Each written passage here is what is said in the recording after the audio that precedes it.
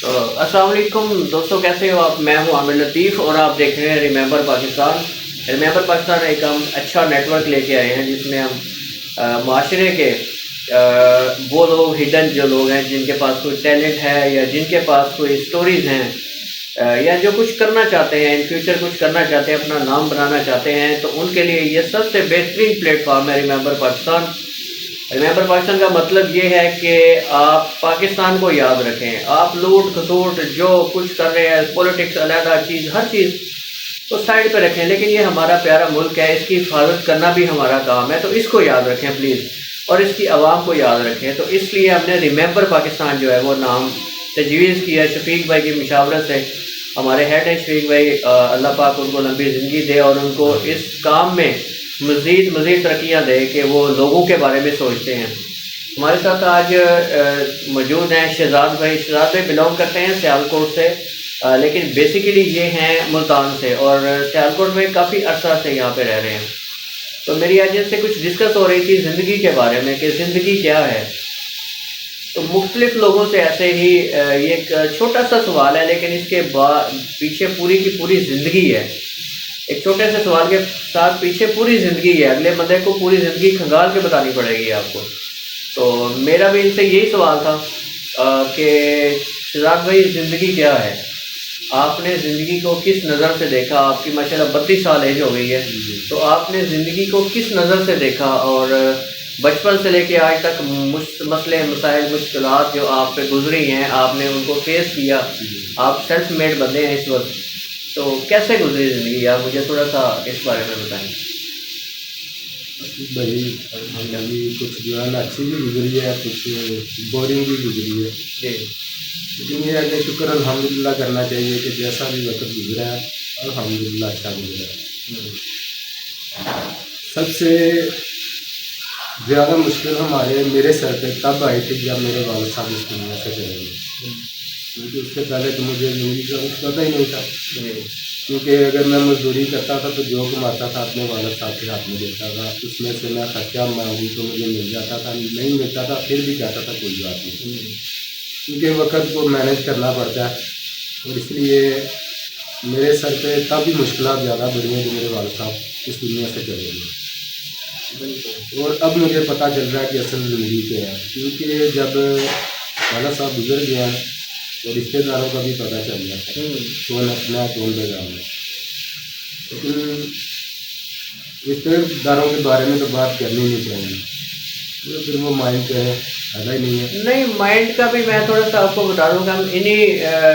ڈر میں رہ جاتے ہیں کہ اگر ہم رشتے دار کے بارے میں بات کریں گے تو مائنڈ کر جائیں گے، تو پھر بات شہزاد بھائی یہ ہے کہ وہ ہمیں کھانے کو نہیں دے رہے کچھ، وہ صرف کرٹیسائز کر رہے ہیں آپ کو کہ آپ یہ ہوگے وہ ہوگے۔ اگر آپ آج الحمدللہ اللہ تعالیٰ آپ کو بہت زیادہ دے، آج لاکھ پتی کروڑ پتی بن جاتے ہیں، وہی رشتے دار آپ کے جو ہیں وہ تلوے چاٹ رہے ہوں گے، ٹھیک ہے، کرٹیسائز بھی کریں گے لیکن آپ کے ساتھ بھی ہوں گے۔ اگر آپ کے پاس کچھ نہیں ہے تو وہ لوگ پھر بھی آپ پہ انگلیاں اٹھا رہے ہوں گے، اور آپ کے مطلب کہ اگر کوئی آپ جا رہے ہوں گے تو وہ سائڈ جگہ بدل دیں گے۔ ابھی تک بھی بھائی اٹھاتے ہیں لوگ، ہمارے اپنے ہیں جو ابھی تک بھی مجھ سے باتیں کرتی ہیں، لیکن کوئی بات نہیں، وقت ہر انسان پہ آتا ہے۔ تو ملتان سے آپ سیالکوٹ ہجرت آپ نے کی، یہ کب کی اور کیسے حالات میں کی؟ یہ نا میں 3 سال کا تھا جب میرے والد صاحب آئے تھے سیالکوٹ میں، اس سے پہلے بھی ادھر ہی تھے، اور ایک نا دگل گاؤں ہے جی سیالکوٹ میں نابار روڈ پہ، جی دگل، ادھر جو ہے نا ہم نے 13 سال گزارے ہیں، یعنی میں نے اپنا بچپن جو ہے نا ادھر ہی گزارا ہے۔ ٹھیک ہو گیا۔ دگل کے بعد پھر ہم ادھر لاری اڈے کے ساتھ بلا والا گاؤں ہے، ادھر بھی ہم تقریباً 12-13 سال، میری شادی بھی ادھر ہی تھا جب ہوئی تھی، اور اس کے بعد جو ہے نا ہم وہی روزی ہے امام مسجد کی، جی جی، یہ تو آپ کو بھی پتہ ہے۔ اچھا، سب سے بڑی مجھے امام مسجد صاحب سے یاد آیا، سب سے بڑا المیہ ہے ہمارے معاشرے کا کہ ہم اپنے بچوں کی فیس جو ہے، اب میں بڑے بڑے اداروں کے نام لوں تو ننگے ہو جائیں گے وہ ادارے جو تعلیمی نظام اور تعلیم دے رہے ہیں، تو آپ یقین کریں 40-40 50-50 ہزار روپیہ ایک مہینے کی فیس ہے، جو ہم 6 گھنٹے کے لیے بڑے شوق سے دے دیتے ہیں انہیں۔ لیکن اگر ہم قاری صاحبان کی بات کریں جو ہمارے بچوں کو دینی تعلیم دے رہے ہیں، وہی جو ہماری آخرت میں کام آنی ہے۔ گو کہ دنیاوی تعلیم بھی ضروری ہے اس معاشرے میں رہنے کے لیے، شعور حاصل کرنے کے لیے، یا کچھ پیٹ پوجا کے لیے جو ہم نے کمانا ہے اس کے لیے وہ بھی ضروری ہے، لیکن دینی تعلیم جو ہے ہمارے آخرت میں کام آنی ہے، جس میں انسان صحیح طرح شعور حاصل کرتا ہے۔ وہ قاری صاحب کو دیتے ہوئے پیسے ہمارے جو ہے نا وہ ہاتھ رک جاتے ہیں کہ ہم 5,000 دے رہے ہیں، قاری صاحب کو 5,000 روپیہ دے رہے ہیں، ٹھیک ہے، پڑھاتا کیا ہے وہ قرآن پاک پڑھا رہے ہیں۔ تو یہ بھی چیز میں نے کرتی ہے، یہ ہمارے معاشرے میں ایک بہت بڑا لمحہ فکری ہے، بہت بڑا گیپ ہے اس چیز کا کہ ہم نے ڈیوائڈ کر لی ہوئی ہے کہ دینی تعلیم کے پیسے ہم نے کم دینے ہیں اور دنیاوی تعلیم کے پیسے ہم نے زیادہ دینے ہیں، اور فخر محسوس کرنا ہے کہ ہمارا بچہ جو ہے وہ بہت اچھے اسکول میں پڑھ رہا ہے، لیکن ہمارا بچہ کسی بہت اچھے قاری سے پڑھ رہا ہوگا تو اس کو فیس دیتے ہوئے ہمیں جو ہے نا وہ مسئلہ بن جائے گا۔ تو یہ بھی شہزاد بھائی کی بھی کڑی ایسے ہی ملتی ہے، جا کے ان کے والد صاحب امام مسجد تھے، تو آپ وہ جیسے ہی بتا رہے ہیں کہ ہینڈ ٹو ماؤتھ تھے، امام مسجد کو وہ کتنا بھی دے دیتے ہیں، ان پہ 2 ٹائم آتے ہیں، ایک ربیع الاول کا اور ایک رمضان شریف کا۔ یہ وہ چیزیں ہوتی ہیں جو کہ کہتے ہیں کہ آج مطلب کہ ہمارا سیزن ہے، تو ان 2 مہینوں کی خاطر وہ پورا سال جو ہے خدمت کرتے ہیں مسجد کی، آپ لوگوں کی خدمت کرتے ہیں، ٹھیک ہے، 5 وقت کی نماز پڑھاتے ہیں، آپ کو مسجد کی صفائی ستھرائی، بچوں کو پڑھانا، اس مسجد میں جو بچے آتے ہیں فری آف کاسٹ ان کو پڑھانا۔ تو میرا خیال ہے کہ یہ بھی ایک اچھا میسج جاتا ہے آپ دوستوں کو، سب کو، کہ آپ جو اپنے علاقے کے امام مسجد ہیں ان کی لک کیئر لازمی کیا کریں، ان سے پوچھا کریں کہ آپ کو کسی چیز کی ضرورت ہے، کسی یار وہ لوگ ہیں جو ہمیں شعور دے رہے ہیں، وہ ہمیں دینی شعور دے رہے ہیں، وہ ہمیں دینی تعلیم دے رہے ہیں جو ہماری آخرت میں کام آنی ہے۔ یہی بات ہے نا بھائی کہ اگر امام مسجد اگر کوئی بات کرے بھی نا، یہ جو مسجد میں ٹولہ ہوتا ہے نا نمازیوں کا،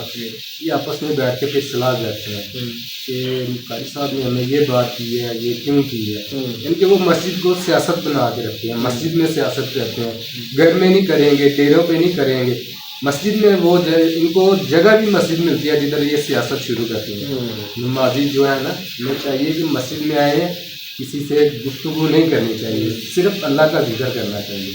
اور یہ لوگ میں خود دیکھتا آیا ہوں بھائی، یہ لوگ جدھر بھی بیٹھتے ہیں ایک دوسرے کے ساتھ، نہیں یہ امام مسجد صحیح نہیں ہے، اس کو چھٹی کروا دو۔ میرے چاچو ہیں، اللہ ان کو صحت تندرستی دے، عمرے پہ گئے ہیں اور کل میرے خیال سے واپس آ رہے ہیں،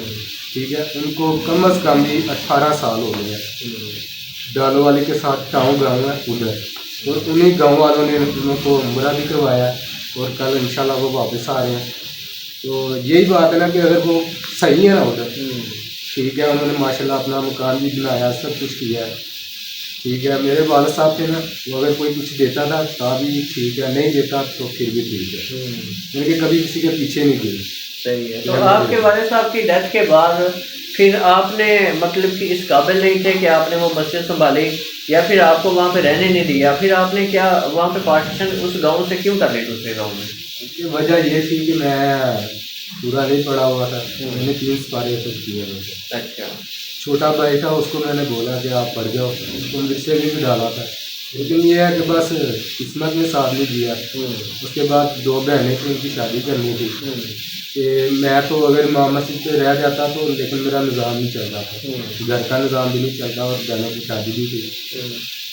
بس یہ ہمارے ایک بھائی ہیں، انہوں نے میری ہیلپ کی ہے، میں نے اپنی بہنوں کی شادی کی ہے، یعنی وہ میرے سر سے جو وزن تھا وہ کم ہو گیا، جو سب سے زیادہ وزن تھا۔ الحمدللہ، شکر اللہ کا، اپنے بچوں کی پڑھائی اللہ پاک تو آپ کے اس بھائی کو بھی جزائے خیر دے، ان کی لمبی زندگی عطا کرے انہیں، اور وہ لوگوں کی ایسے ہی مدد کرتے رہیں۔ ہاں جی، میں نام نہیں لوں گا ان کا، شاید وہ مطلب کہ اس چیز کو اچھا نہ سمجھیں، خدمت خرچ کرتے ہیں وہ پوری علاقے کی کرتے ہیں، اللہ پاک انہیں مزید استقامت دے۔ میں نے اپنی زندگی میں بھائی، میں ایک بات کرنا چاہوں گا، آپ کی بات ٹوک رہا ہوں، میں نے اپنی زندگی میں ایسا بھائی نہیں دیکھا جیسا کہ وہ ہے، اللہ ان کو صحت تندرستی دے، لمبی زندگی دے، بہت اچھے ہیں، پوری فیملی بہت اچھے ہیں۔ تو اب آپ کا زندگی کے بارے میں کیا خیال ہے؟ وہ تو پچھلا گزر گیا، اب جو موجودہ زندگی گزار رہے ہیں، ایک میرج لائف گزار رہے ہیں، آپ کے ماشاءاللہ بچے ہیں، آپ کی اپنی فیملی ہے، ایک ماں باپ سے ہٹ کے اپنی فیملی ہے، اب آپ کا کیسے گزر بسر ہوتا ہے؟ اور مطلب جو والدین کے دور میں گزر بسر ہوتا تھا وہ برکتیں ہوتی تھیں، کیا وہ ابھی اپنے گھروں میں موجود ہیں یا اب حالات چینج ہیں؟ جو پہلے نظام تھا نا وہ اب نہیں، کیونکہ پہلے اگر میں کام پہ نہیں بھی جاتا تھا نا تو گھر میں پتہ ہوتا تھا کہ شام کو کھانا پک جانا، یہ تو اب जाना है तो खुद ही, यानी कि वो जिम्मेदारी हो गई है ना। पहले वाले साहब थे वही करते थे, पता ही नहीं होता था, लेकिन अब सारा निज़ाम अपने सर पे है, और छोटा भाई है वो भी जो है ना माशाल्लाह साथ दे रहा है। तो दोस्तों ये थे शहजाद भाई हमारे, बड़े अच्छे दोस्त हैं, करीबी हैं दोस्त। और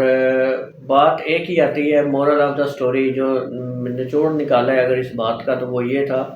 कि घर जो आबाद होते हैं ना वो बुज़ुर्गों की बरकतों से ही होते हैं।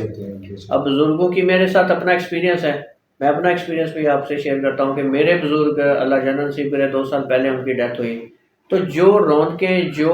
बरकतें उनके दौर में होती थी, आप यकीन करें कि अगर वालिद का साया सर से चला जाता है ना, इस दुनिया से वो चले जाते हैं तो घर बर्बाद हो जाते हैं। पूरा का पूरा कहते हैं कि माँ और बाप ये दो वो चीज़ें हैं कि जिनसे ये घर आपका कायम है। वो 100 साल के भी हों, वो चारपाई पे भी पड़े हों ना, तब भी जो बरकतें होती हैं ना घर की, वो माशाल्लाह बहुत बहुत आपको आगे ले जाती हैं। लेकिन अगर उनका साया सर पे नहीं है तो फिर आप किसी काम के भी नहीं हैं, आप बेकार हैं। तो जिनके वालिदैन ज़िंदा हैं, प्लीज़ रिक्वेस्ट है उनसे कि उनकी ज़्यादा से ज़्यादा खिदमत करें, उनकी रिस्पेक्ट करें, उनकी छोटी छोटी चीज़ों का ख्याल रखें, उन्हें क्या चाहिए उनके पास बैठें। आजकल की जनरेशन जो है अपने बुज़ुर्गों के पास नहीं बैठती, और सबसे बड़ी बीमारी जो है, बुज़ुर्गों को आप आए रोज़ देखें हॉस्पिटल में चले जाएं तो बुज़ुर्ग ही बुज़ुर्ग होते हैं वहाँ पे। यार आप प्लीज़ एक दफ़ा मेरी बात मान के देख लें कि आप बुज़ुर्गों के पास बैठें, उनकी बातें सुनें, अपनी ना सुनाएं, उनकी बातें सुने। यार वो आपको सुनाना चाहते हैं, वो आपको बहुत कुछ सुनाना चाहते हैं, उनका ज़हन हल्का हो जाएगा। आप अपने बुज़ुर्गों के साथ बैठा करें तो देखिएगा आपके बुज़ुर्ग कभी भी बीमार नहीं होंगे। आप उनके साथ बैठें, उनसे गपशप करें, उनकी बातें सुनें, उनकी पुरानी बातें सुनें, तो वो हशाश बशाश हो जाएंगे। तो रिक्वेस्ट यही थी, और बात करने का मकसद भी ये था कि बुज़ुर्गों की इज़्ज़त करें, बुज़ुर्गों को साथ रखें और साथ लेके चलें उन्हें। आप हर काम में जहाँ वो नहीं जा सकते उनसे मशवरा करें, तो आप कभी भी नाकाम नहीं होंगे किसी मामले में। जज़ाकल्लाह। एक नई वीडियो के साथ हम फिर दोबारा हाज़िर होंगे। रिमेंबर पाकिस्तान को सब्सक्राइब कीजिएगा, फॉलो कीजिएगा, कमेंट में ज़रूर बताइएगा कि आपको कैसी वीडियो चाहिए और ये वीडियो आपको कैसी लगी, और शेयर करना मत भूलिएगा। शेयर करेंगे तो किसी दूसरे भाई दोस्त की शायद हमारी किसी एक बात से उनके कोई ज़हन में बात पड़ जाए और वो उसको स्टेबल कर लें, तो हमारे लिए यही बहुत बड़ा कार खैर होगा। जज़ाकल्लाह।